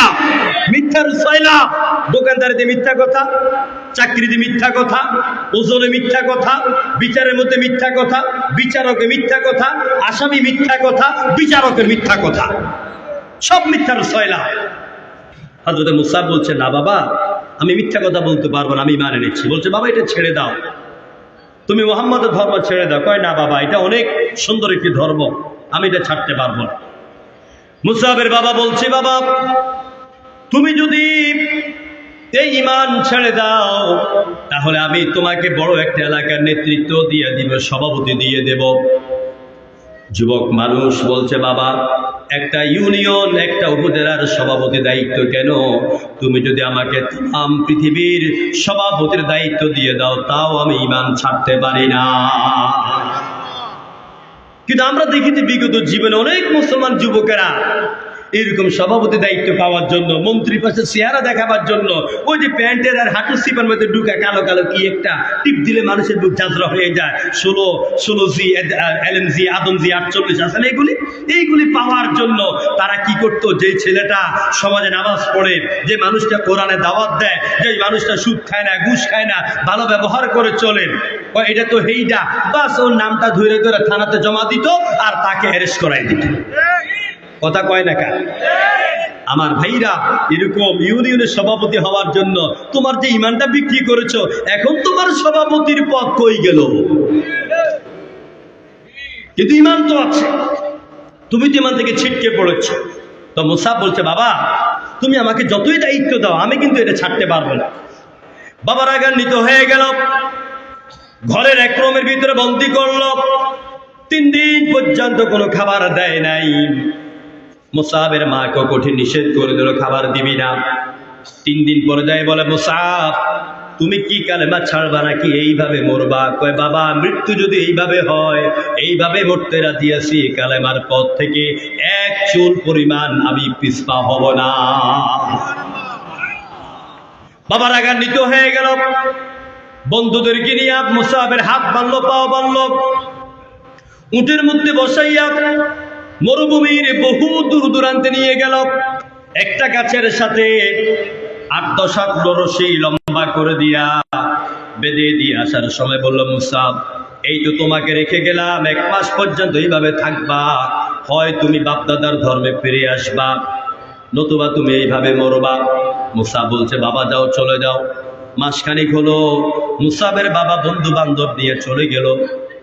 মনে করে যে ছেলেটার খাদ্য নাই, হয়তো সাপ, বিচ্ছু, বাঘ, ডাক, বনের পশু কামড়ায় শেষ করে ফেলেছে। যায়া দেখে মুসআব গাছের গোড়ার মধ্যে আল্লাহু আকবার বলে সিজদার মধ্যে পড়ে রইল। আর বনের সাপ, বাঘ, ভাল্লুক যা কিছু আছে সবাই চারদিকে ঘুরে ঘুরে ওদের ভাষায় আল্লাহর জিকির করে আর মুসআবকে প্রহারা দেয়। আমার ইমানদার ভাইয়েরা, মুসলমান ভাইয়েরা, ইমান আনবেন এইভাবে। আপনি আমি যখন ইমান আনবো সঠিকভাবে, তখন আমি আর আপনি কার হয়ে যাব? কার হয়ে যাব? আর আল্লাহ হবে আমার আপনার। আমার হাত হবে আল্লাহ, আমার পাও হবে আল্লাহ, আমার চোখগুলি হবে আল্লাহ। কোরআন বলে দিচ্ছি, আল্লাহু ওয়ালিয়্যুল্লাযীনা আমানু ইউখরিজুহুম মিনায-যুলুমাতি ইলান নূর। আমার আল্লাহ পাক বলেন, যারা আল্লাহর উপর ঈমান আনে, আল্লাহ পাক ও ঈমানদারের অভিভাবক বন্ধু হয়ে যায়। আর আল্লাহ বন্ধু হইয়া ঈমানদারকে সকল শিরক থেকে, সকল বিদআত থেকে, জুলমাত থেকে বের করে আলোর দিকে নিয়ে আসেন। সুবহানাল্লাহ। এই জন্য আমার বাবারা, ভাইয়েরা, ঈমান আনবেন আল্লাহর উপরে। ঈমান নিয়ে আমার কথা শেষ। এইভাবে আল্লাহর প্রতি ঈমান আনবেন। আল্লাহ এক এবং একক। আল্লাহ কয়জন? সবাই বলেন। এই শাহাদাত আঙ্গুল উপরে তোলেন, সবাই তোলেন, বলেন আল্লাহ এক, আল্লাহ এক, আল্লাহ একক, লা শারীকা লাহ। হাত নামান। কষ্ট দিচ্ছি কেন জানেন? এই যে ভিডিওতে ছবি উঠতেছে না, আল্লাহ মনে ভিডিও করতে পারে না নাকি? পারে কি না? আল্লাহর ভিডিওতে আজকের মাহফিলে এখন যারা আছেন তাদের ছবি উঠে গেছে। আল্লাহর কসম, ছবি উঠে গেছে। কিয়ামতের দিন ধরুন কোন আমল আপনার আল্লাহর কাছে গ্রহণযোগ্য হলো না, আপনি জাহান্নামে। আল্লাহ পাক আজকের এই ক্যামেরার ছবিটা তুলে ধরবেন, বান্দা ওই মাহফিলে গিয়া তুমি এইভাবে আমাকে এক বলে স্বীকৃতি দিয়েছিলে, বান্দা আজকের এই ছবি দেখে উসিলা তোরে আমি মাফ করে দিলাম। কারণ আপনি তাওহীদের স্বীকৃতি দিয়েছেন, ঈমানের স্বীকৃতি দিয়েছেন। আল্লাহ এক, আল্লাহ একক, তার শরীক নেই। মাথা নত করবেন কার সামনে? কার সামনে? দয়াল বাবা, খাজা বাবা, ল্যাংটা বাবা, সবুজ সালু বাবা, কোথায় না জিকির, লাফাই না জিকির, বাসের আগে উঠেন না জিকির, এইগুলি ইসলামে অনুমোদিত নয়। কারোর সামনে মাথা নত হবে না, একমাত্র কার সামনে হবে? আল্লাহর সামনে হবে। ঈমানের পরে আল্লাহ বলছেন এভাবে ঈমান আনো। ঈমানের পরে কাজ হচ্ছে কি? হাক্কা তুকাতিহি ইত্তাকুল্লাহ হাক্কা তুকাতি। আল্লাহকে ভয় করো, তাকওয়া।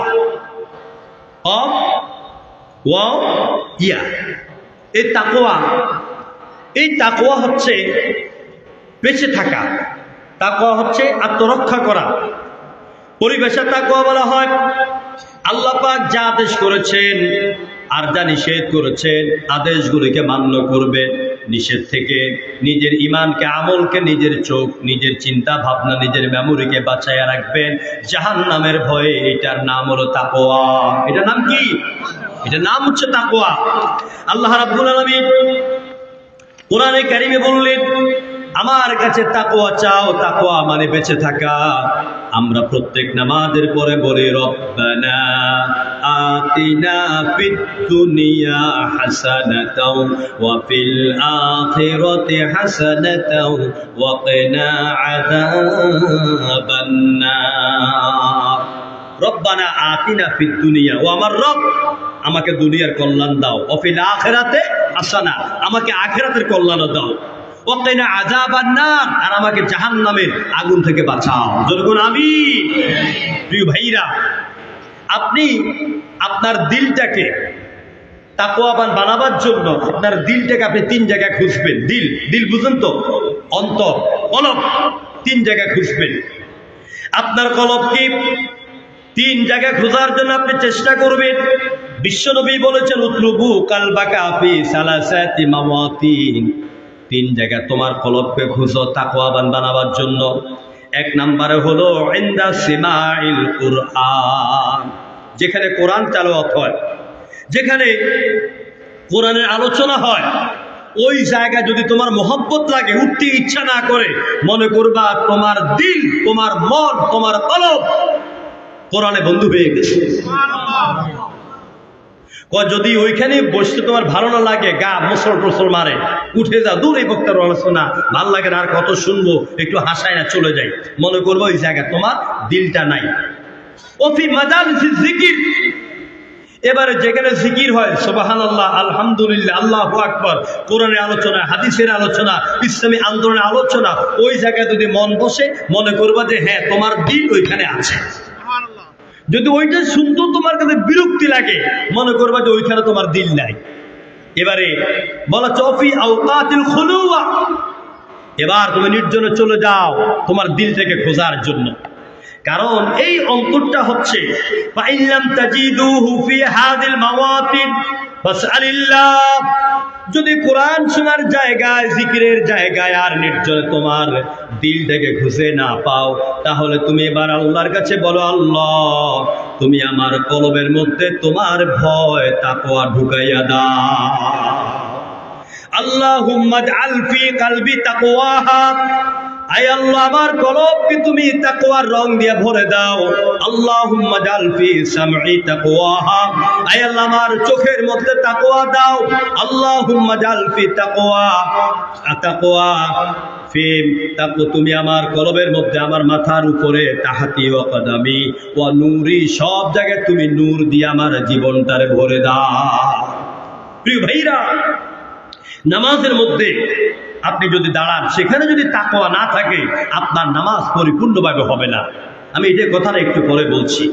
সুতরাং আমি তাকওয়া সম্পর্কে যেই কথাটা আপনাদেরকে বলতে চাই, সেটা হলো এই তাকওয়া হচ্ছে সমস্ত আমলের মূল ফাউন্ডেশন। আমি নামাজ পড়ি, আমি রোজা রাখি, আমি ওয়াজ করি, আমি হজ করি, আমি যাকাত দেই, আমি জিকির করি, আমি দরবেশ, আমি যা কিছু করি, মাহফিল করি, মাহফিল করাই, সমস্ত আমলের মূল ফাউন্ডেশনের নাম হলো তাকওয়া। সমস্ত মূল ফাউন্ডেশনের নাম কি? তাকওয়া। আল্লাহ রাব্বুল আলামিন কোরআনে কারীমের মধ্যে জন্য বলছেন, ইয়া আইয়ুহাল্লাযীনা আমানু তাকুল্লাহা ওয়াল তানজুর নাফসুম মা কদ্দামাত লিগাদ ওয়াত্তাকুল্লাহা ইন্নাল্লাহা খাবীরুম বিমা তা'মালুন। এই ইমানদারেরা, আল্লাহকে ভয় করো, আর আগামী দিনের জন্য তুমি কি জমা করেছো তুমি এটা তাকাইয়া দেখো।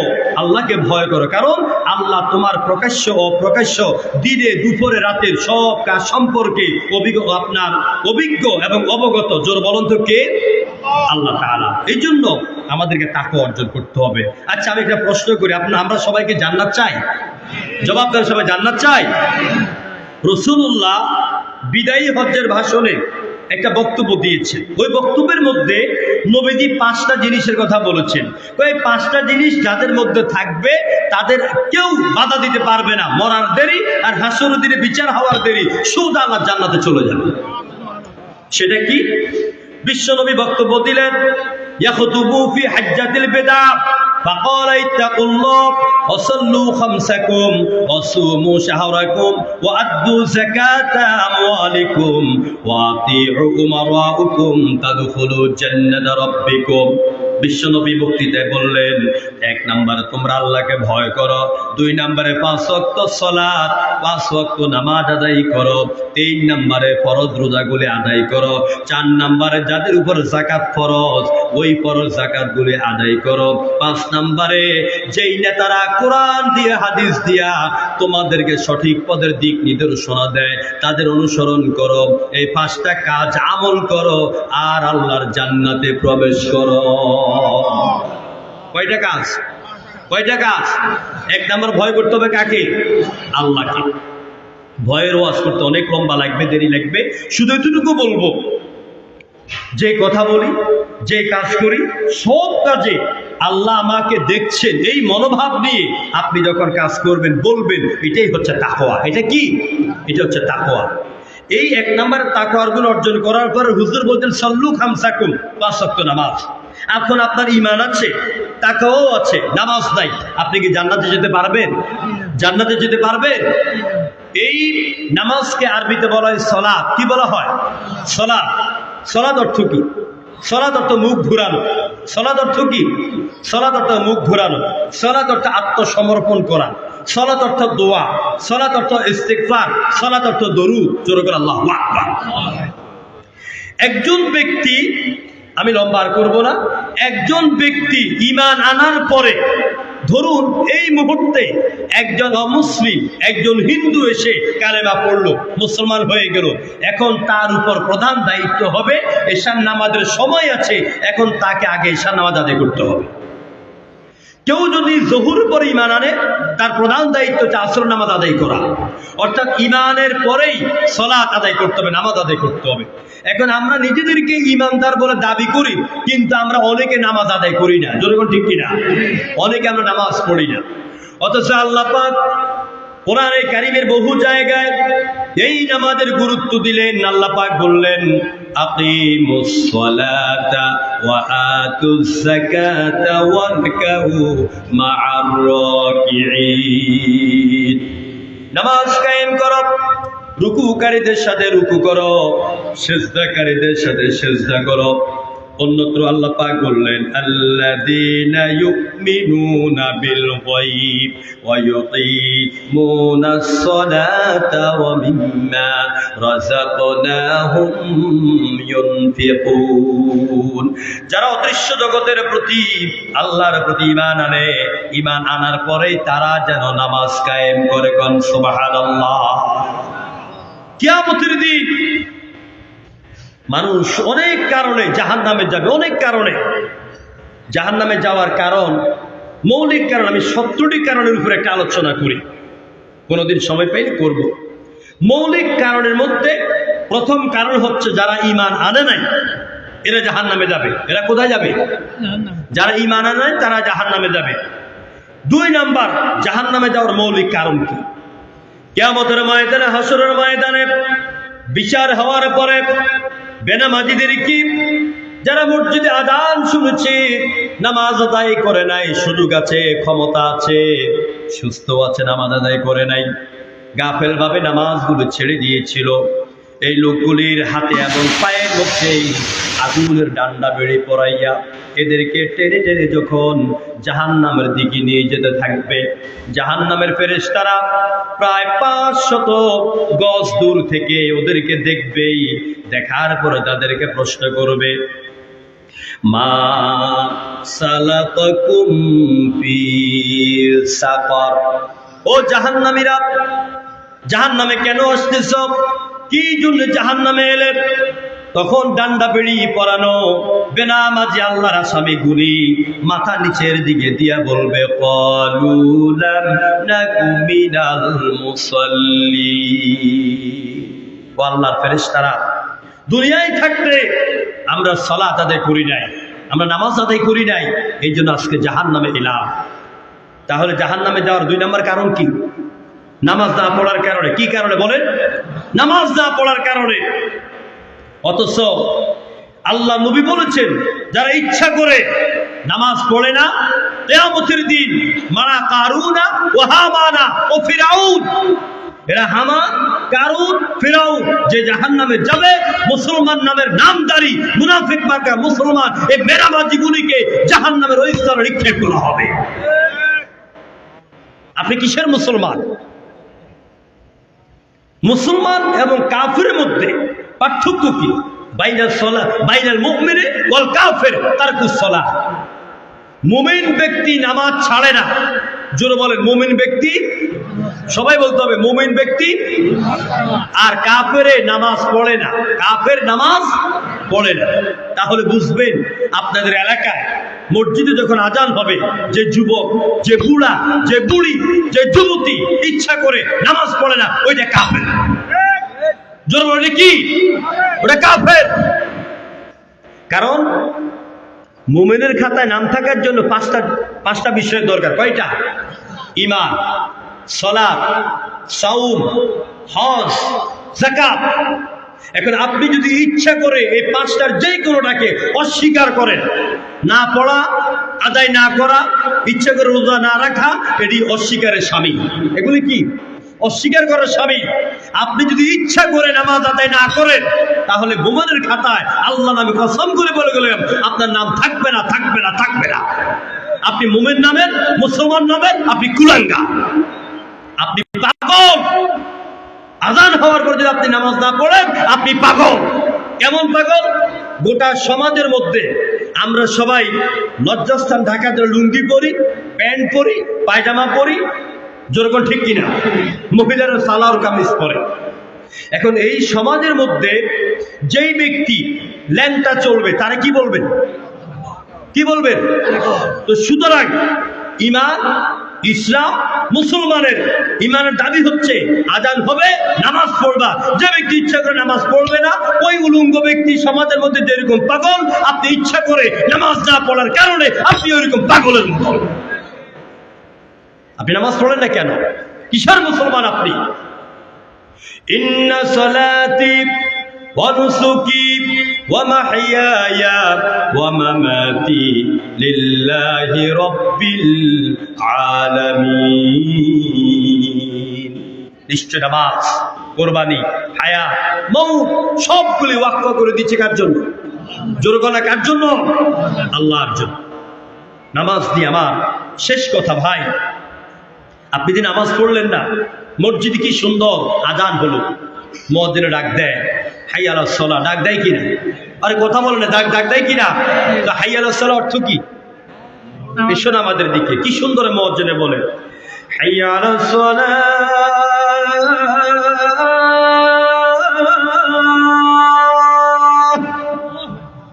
ডাক দেয় কিনা? এসো আমাদের দিকে। আবার মুয়াজ্জিন ডাক দেয় হাইয়া আলাল ফালাহ,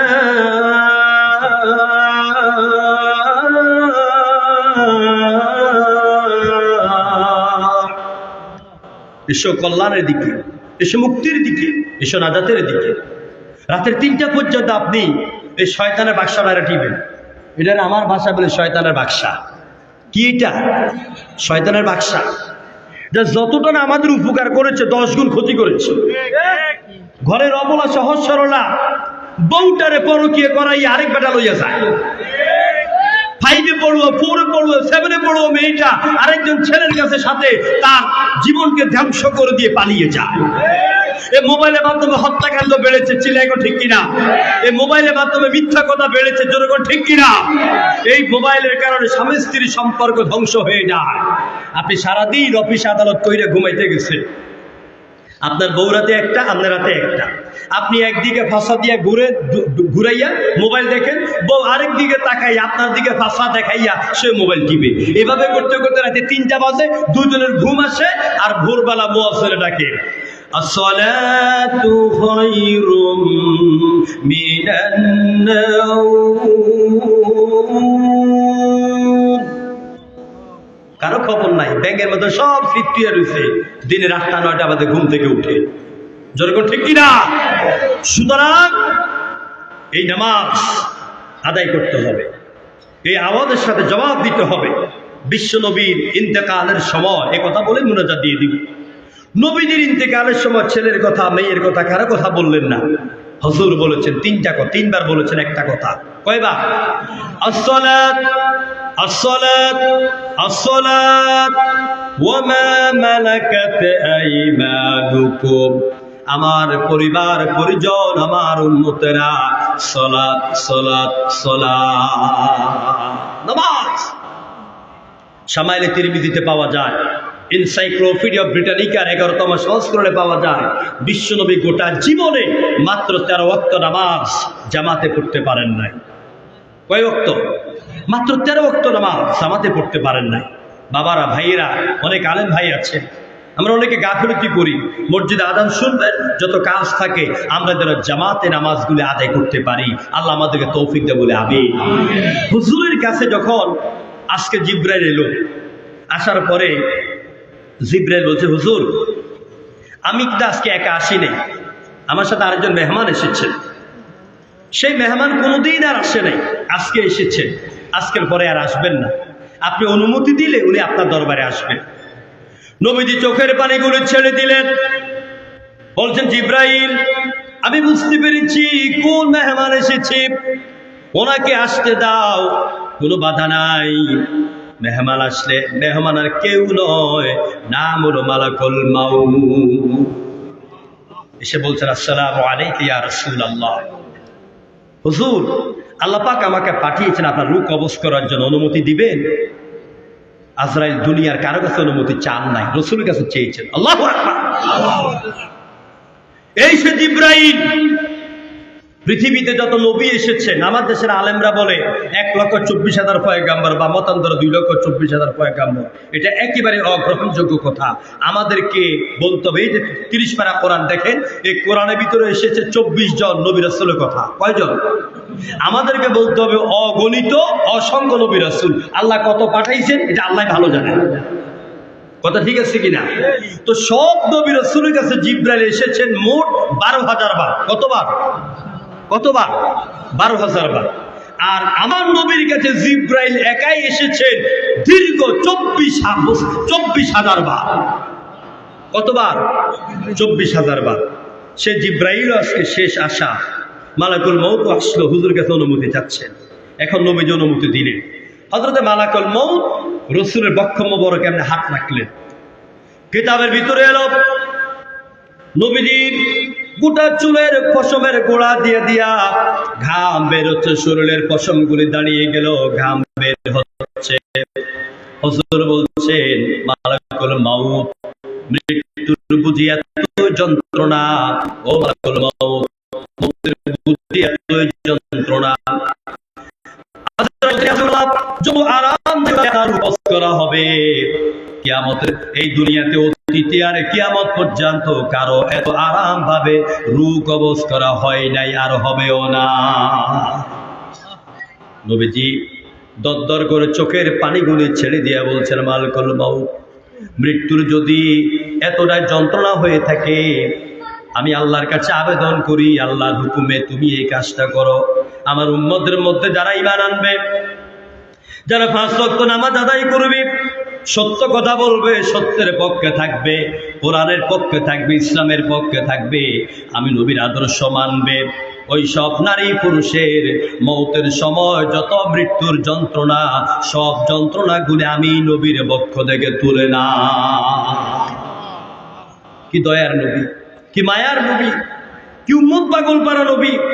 মেরাজে গেলেন আল্লাহর কাছে, আরশে আজিমে আল্লাহ সালাম দিলেন, আসসালামু আলাইকা ইয়া আইয়ুহান নবী।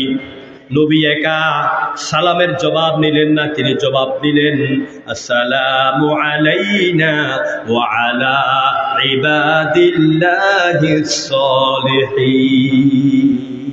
উম্মতের কথা বলেন নাই, নেককার উম্মতদেরকে আল্লাহর সালামের জবাবের মধ্যে অংশীদারিত্ব করে দিলেন। চিল্লাইয়া আল্লাহু আকবার। কিয়ামতের ময়দানে মানুষ যখন পাগল হয়ে যাবে, এক পর্যায়ে লোকেরা নবীর কাছে যাবে, নবী কাঁদতে থাকবেন, রব্বি হাবিলি উম্মতি। আল্লাহ বলবেন ইয়া রাসূলুল্লাহ, ইয়া নবী আল্লাহ, ইরফা রাসাক, তুমি তোমার মাথা তোলো, যা আবেদন করার আবেদন করো, আজকে তোমার দোয়া আমি আল্লাহ মঞ্জুর করে নেব। সেই দয়ার নবী মৃত্যুর সময় উম্মতের কথা বলেন নাই। হেরা পর্বতে নবীজি উম্মতের জন্য কেঁদেছেন। আমার 2 ঘন্টা লেগেছে হেরা পর্বতের ওই গুহার মধ্যে উঠতে। হেরা গুহায় গিয়ে যিনি কেঁদেছে, রব্বি হাবিলি উম্মতি যে বলেছে, নবীর চোখের পানি দেখে বনের পশু হায়রে খানা দানা মুখে লয় না, আমরা মানুষ হয়ে তারে চিনি না। যেরকম ঠিক কিনা? যারে যা দরুদ চলে যা মদিনা, যারে যা সালাম চলে যা মদিনা, যাকে সালাম জানালেন রব্বানা, যার প্রেমে কুল মাখলুকাত দিওয়ানা। আমার ভাইরা, যেই নবীজি ইন্তেকালের সময় উম্মতের জন্য এইভাবে কেঁদেছেন, পরিশেষে আপনাদের কাছে একটা আবেদন করব, আসুন আমরা সেই নবীর আদর্শ মোতাবেক আমাদের জীবনটাকে গঠন করি, সমাজটাকে গঠন করি। আগামী দিনে নবীর আদলে, নবীর আদর্শ দিয়া আমাদের সমাজ এবং রাষ্ট্র গঠনের জন্য আমরা সিদ্ধান্ত গ্রহণ করি। রাজি আছেন কিনা? কারা কারা দিয়েছেন দুই হাত তোলেন। এবারে আমি একটা তাকবীর দিব, গায়ের শক্তি, বুড়া জওয়ান সবাই একসাথ হইয়া রাতের গভীরে আপনার আওয়াজ দিতে হবে, যাতে যারা চলে গেছে তারা যারা দুঃখ পায়, হা আমরা কেন ছিলাম না। সবাই হাত তোলেন, সবাই হাত তোলেন। এবারে জোরে সোরে তাকবীর দেন, নারায়ে তাকবীর। আরো জোরে, নারায়ে তাকবীর। আল কোরআনের আলো, আল হাদিসের আলম, সংসদে জালম, স্কুল কলেজে জালম, সারা বাংলায় জালম, ধর্মপুরে জালম, 14 গ্রামে জালম, সব সমস্যার সমাধান আমার নেতা, তোমার নেতা। নারায়ে তাকবীর। আলহামদুলিল্লাহ, আল্লাহ কবুল করুক বলে আমিন। ইয়া আইয়ুহাল্লাযীনা আমানু তাকুল্লাহ হাক্কা তুকাতিহি ওয়া লা তামুতুন্না ইল্লা ওয়া আনতুম মুসলিমুন। এই আয়াতের ব্যাখ্যা একাধারে 2-2.5 ঘন্টা করে 3 দিন করলে ধারাবাহিক আপনারা বুঝবেন। আয়াতের শেষ কথা হচ্ছে, যেহেতু কবরস্থানের রূহের মাগফিরাতের উদ্দেশ্যে মাহফিল, শেষ কথা হচ্ছে মরতে হবে মুসলমান হইয়া। কি হইয়া মরতে হবে বলেন? মুসলমান হইয়া। আচ্ছা, মুসলমানকে আরেক এক কথা বুঝাই দিই। মুসলমান বলা হয় তাকে, হো ইজ মুসলিম। জি, হো ইজ মুসলিম। মুসলিম কে? Muslim is the complete unconditional surrender to Allah. মুসলমান বলা হয় তাকে যেই ব্যক্তি সমাজনীতি, অর্থনীতি, যুদ্ধনীতি, রাজনীতি, বন্ধুনীতি, ভোট নীতি, বিবাহ নীতি, কৃষি নীতি, স্লোগান নীতি, বক্তব্য নীতি যা আছে সব কিছু আল্লাহর আইন, আল্লাহর হুকুমের আলোকে পরিচালিত করে ওই ব্যক্তি হচ্ছে কমপ্লিট মুসলমান। জনগণ ঠিক কিনা? আসুন আমরা পরিপূর্ণ মুসলমান হওয়ার চেষ্টা করি। প্রিয় ভাইরা, আপনাদের কাছে ছোট্ট একটা আবেদন করব মোনাজাতের আগে।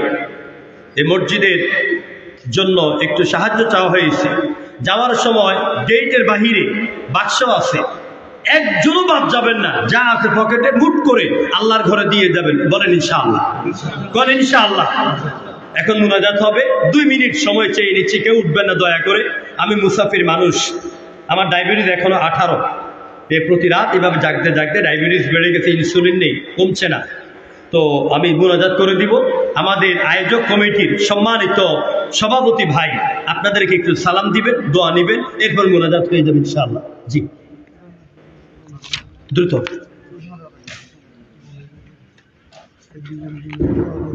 জি বিসমিল্লাহির রহমানির রহিম। আসসালামু আলাইকুম ওয়া রাহমাতুল্লাহি ওয়া বারাকাতুহু। আচ্ছা, দমনপুর দলবাড়ি গ্রামের মসজিদ, যুব সমাজ এবং প্রবাসী এবং সৌজন্য দমনপুর ইসলামিক মিশন কর্তৃক আয়োজিত আজকের এই মাহফিলের সমাপনী সর্বশেষ মোনাজাতের আগে আমি সবার কাছে দোয়া প্রার্থনা করছি, বিশেষ করে প্রবাসী, আমাদের গ্রামের প্রবাসী ভাইদের জন্য। ওনারা আমাদের এই মাহফিলের জন্য এক ডাকে অনেক কিছু সাড়া দিয়েছে। আমরা আসলে মাহফিল এবং মসজিদের উন্নয়নের জন্য তাদের সাথে যোগাযোগ করছি। তারা বিনা দ্বিধায়, বিনা চিন্তায় আমাদের ডাকে সাড়া দিয়েছেন। সেই জন্য আপনাদের কাছে বিশেষ করে আমি দোয়া করবো আমার প্রবাসী ভাই, চাচা, কাকা, দাদা যারা আছেন সবার জন্য। আর আজকের এই আয়োজন সম্পূর্ণভাবে শান্তিপূর্ণভাবে সহযোগিতা প্রদান করার জন্য দমনপুর গ্রামের কৃতি সন্তান দমনপুর ইসলামিক জমি সংঘের সকল সদস্যদেরকে কাছে আমি কৃতজ্ঞ এবং আমি আমার গ্রামের এলাকাবাসীর কাছে কৃতজ্ঞ। আপনারা স্বতঃস্ফূর্তভাবে এসে মাহফিলকে সাফল্যমণ্ডিত করছেন। পরিশেষে আপনাদের কাছে আমি আগামী বছর আবার এ ধরনের একটা আয়োজন করার আশা ব্যক্ত করে সবার কাছে দোয়া চেয়ে আমি আমার বক্তব্য শেষ করছি। আসসালামু আলাইকুম ওয়া রাহমাতুল্লাহি ওয়া বারাকাতুহু। সম্মানিত ভাইয়েরা, আগামী 1 ডিসেম্বর নালঘর হেল্পফুল ফজল যুব সংঘ ও প্রবাসীদের উদ্যোগে এক বিশাল তাফসীরুল কোরআন মাহফিল। সেই মাহফিলে প্রধান হিসাবে আমার মতো নগণ্য ব্যক্তি কথা বলবো ইনশাআল্লাহ। আপনারা সেখানে যাবেন। এরপরে থাকবেন মুফতি আরিফ বিল্লাহ জিহাদি, কবি মাহমুদুর রহমান মাসুম, ওনারা থাকবেন ইনশাআল্লাহ। সবাই যাবেন তো ইনশাআল্লাহ? যাদের পক্ষে সম্ভব আমরা সেখানে দিন কায়েমের গুরুত্ব নিয়ে কথা বলবো ইনশাআল্লাহ। ইকামতে দ্বীনের গুরুত্ব নিয়ে অত্যন্ত জোরালো জিহাদিমূলক আলোচনা করবো ইনশাআল্লাহ। আপনাদের সবাই দাওয়াত, সবাই যাবেন। এখন আমরা মুনাজাত করব। এই মাহফিল প্রতি বছর চলুক, সবাই চান তো ইনশাআল্লাহ? টাকা দিয়ে, পয়সা দিয়ে, বুদ্ধি দিয়ে সাহায্য করবেন। আমার ভাই মনিরুল ইসলাম, এরপরে সভাপতি ভাই, আর সবাই কষ্ট করেছেন। বিদেশি প্রবাসী ভাইয়েরা অনেক কষ্ট করে আয় রোজগার করেন। আমরা তাদের সুস্থতার জন্য, তাদের হেফাজতের জন্য আমরা দোয়া করবো ইনশাআল্লাহ। আব্দুর রহমান সর্দার ক্যান্সার রোগে আক্রান্ত, সমসপুর নিবাসী, দোয়া চেয়েছেন আল্লাহ যেন কোরআনের বরকতে তাকে শেফায়ে আজেলা কামেরা নসিব করেন, আমরা বলে আমিন। মাহফিলের আয়োজক একজন ভাই নজরুল ইসলাম, সন্তান না নিঃসন্তান ব্যক্তি, আল্লাহ যেন তাকে বাবা হওয়ার এবং তার স্ত্রীকে মা হওয়ার সৌভাগ্য দান করেন, আমরা বলি আমিন। আল্লাহর কাছে কোনো কিছুর অভাব আছে? আল্লাহ পাক ইচ্ছে করে সবে দিতে পারেন। আমার জন্য দোয়া করবেন, সবার জন্য দোয়া করবো। এই মাহফিল যারা কষ্ট করেছেন সবার জন্য দোয়া করবে ইনশাআল্লাহ। আল্লাহুম্মা আমিন। রব্বানা যালামনা আনফুসানা ওয়া ইল্লাম তাগফির লানা ওয়া তারহামনা লানাকুদান্না মিনাল খাসিরিন। ربنا لا تزغ قلوبنا بعد إذ هديتنا وهب لنا من لدنك رحمة إنك أنت الوهاب رب العالمين।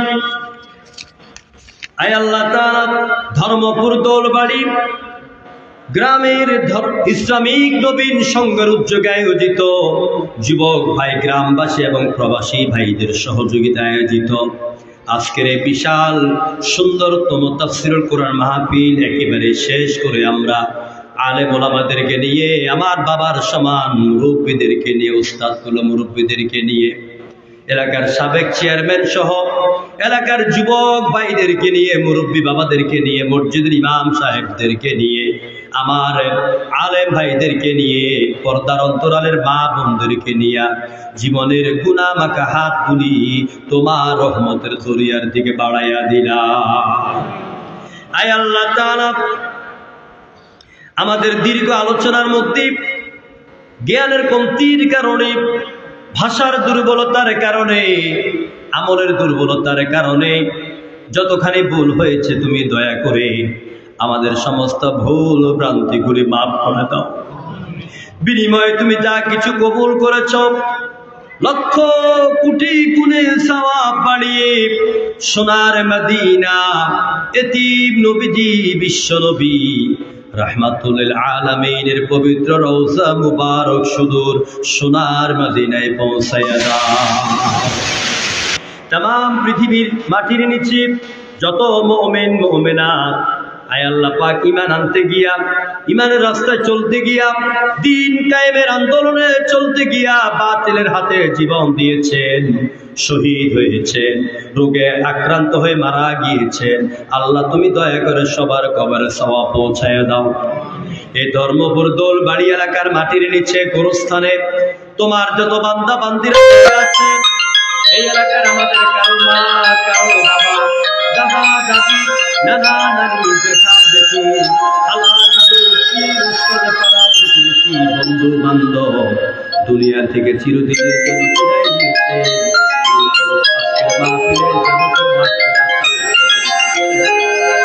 তাদের কবরগুলিকে জান্নাতের বাগান বানাইয়া দাও, তাদের কবরগুলিকে তুমি জান্নাতের টুকরা বানাইয়া দাও, কবরের অন্ধকার তুমি দূর করে দাও,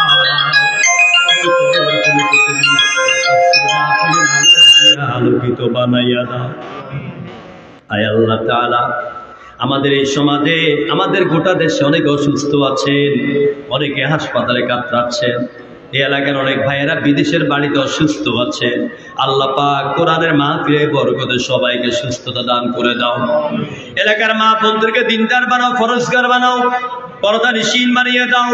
বেনামাজি মাদেরকে বোনদেরকে নামাজি বান্দি বানায়া দাও। যেসব ভাইয়েরা বাবারা হাত তুলেছেন, এলাকার যুবক ভাইয়েরা, আল্লাহ তুমি দয়া করে হযরতে আলীর মতন দ্বীনের মুজাহিদ বানায়া দাও। আল্লাহ আমাদের প্রত্যেকে নামাজি বানাও আল্লাহ। যারা নামাজ পড়ে না এরা তো কাফেরের চরিত্র, আল্লাহ আমাদেরকে মোমেনের চরিত্র দান করে দাও রব্বুল আলামিন। এই মাহফিল আমার ভাইয়েরা কত কষ্ট করে সাজিয়েছেন, দীর্ঘদিন পরিশ্রম করে। আল্লাহ তাদের পরিশ্রম তখনই সার্থক হবে যখন তুমি মাহফিলটাকে কবুল করবে আল্লাহ। এই মাহফিলটা তখনই সার্থক হবে যখন এই এলাকার যুবকেরা আগামীকাল ফজর নামাজ থেকে মসজিদে ঢুকে যাবে আল্লাহ। এই মাহফিল তখনই সার্থক হবে যখন এই এলাকার যুবকেরা মদ, জুয়া, গাঁজা, ফ্যান্সিডিল ছেড়ে দিবে, ইসলামের পথে আসবে, কোরআনের পথে আসবে, তখন এই মাহফিল সার্থক হবে। আল্লাহ তুমি দয়া করে আমাদের মাহফিলটাকে সার্থক বানাইয়া দাও। প্রবাসী জীবনে ভাইয়েরা যারা কষ্ট করে টাকা দিল, পয়সা দিল, আল্লাহ তাদেরকে তোমার কুদরতের নিজামে ছেড়ে দিলাম। তাদের আয় রুজির মধ্যে বরকত দাও, তাদের শরীরটা ভালো রাখিও আল্লাহ। মা বাবার ছেলে মা বাবার কোলে ফিরাইয়া দিও, স্ত্রীর ধন স্ত্রী বুকে ফিরাইয়া দিও, সন্তানদের পিতা সন্তানদের বুকে ফিরাইয়া দিও আল্লাহ রাব্বুল আলামিন। আমাদের দেশটাকে নয়া স্বাধীনতার জন্য যেসব ভাইয়েরা বোনেরা রক্ত দিল, আল্লাহ তাদের কবরগুলোকে জান্নাতের টুকরা বানাও।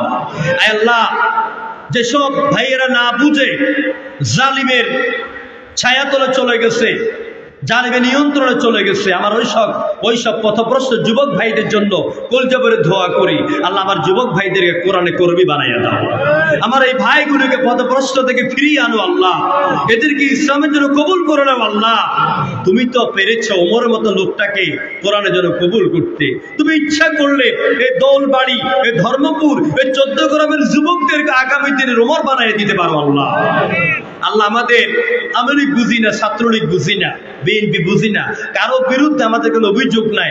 আমাদের শুধু একটাই তোমার কাছে আবেদন, আল্লাহ সবাইকে তুমি আবু বকর, ওমর, উসমান, আলী, খাব্বাব, খুবাবের মতন দিনদার, ফরজগার, নামাজি, ইমানদার বানাও।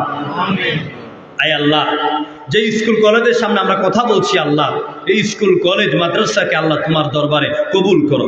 এই প্রতিষ্ঠানে যেসব ছেলেমেয়েরা পড়াশোনা করে তাদের মেধাকে সুপ্রশস্ত করে দাও, তাদের পরীক্ষা উত্তীর্ণ করে দিও আল্লাহ। আমাদের ছেলে মেয়েদেরকে দিনদার বানাও, আমাদের ছেলে মেয়েদেরকে পরেশগার বানাও। আমাদের মেয়েগুলিকে আল্লাহ এই বিভিন্ন ধরনের প্রেমের রোগের আক্রান্ত থেকে তাদের চরিত্রকে তুমি হেফাজত করো আল্লাহ।